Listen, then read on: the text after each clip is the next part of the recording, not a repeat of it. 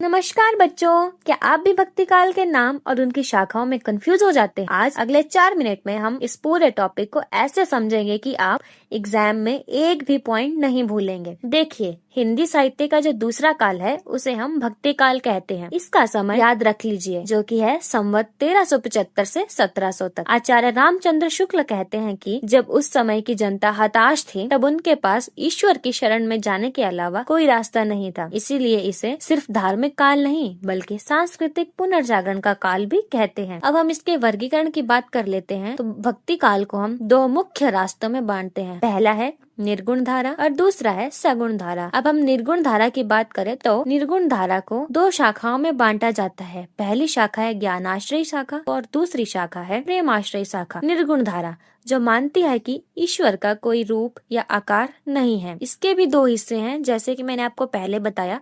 ज्ञानाश्रय शाखा जिसके हीरो हैं कबीरदास, इनका मंत्र था ज्ञान से ही ईश्वर मिलेंगे, दिखावे से नहीं। और दूसरी शाखा है प्रेमाश्रय शाखा।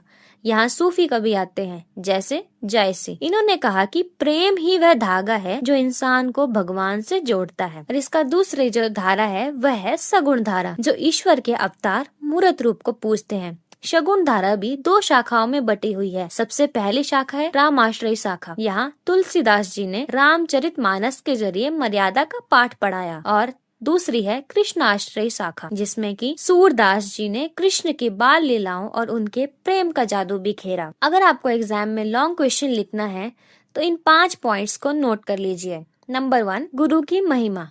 चाहे कबीर हो या तुलसी, सबने कहा कि बिना गुरु के भगवान नहीं मिल सकते। नंबर 2, अहंकार का अंत। भक्ति तभी शुरू होती है जब मैं यानी घमंड खत्म होता है। नंबर 3, लोक मंगल। यह साहित्य सिर्फ कवियों के मजे के लिए नहीं था बल्कि समाज को सुधारने के लिए था। नंबर 4, भाषा का जादू। इस काल में अवधी और ब्रज भाषा अपने चरम यानी पीक पर थी। नंबर 5, समानता। भक्ति में ऊंच नीच का कोई स्थान नहीं। अंत में एक सवाल अक्सर आता है कि इसे स्वर्ण युग या गोल्डन एज क्यों कहते हैं? इसका आंसर बहुत सिंपल है, क्योंकि इसी एक काल में कबीर, तुलसी, सूर और जयसी जैसे महान कवि हुए। इनके जैसा साहित्य न पहले कभी बना न बाद में, इसीलिए जॉर्ज ग्रियर्सन ने भी इसे स्वर्ण युग माना। तो ये था भक्ति काल का पूरा सार। अगर आप ये स्ट्रक्चर याद रखेंगे तो एग्जाम में आपका एक भी नंबर नहीं कटेगा। उम्मीद है आपको ये कॉन्सेप्ट क्लियर हो गया होगा। मिलते हैं अगले टॉपिक के साथ, तब तक के लिए ऑल द बेस्ट।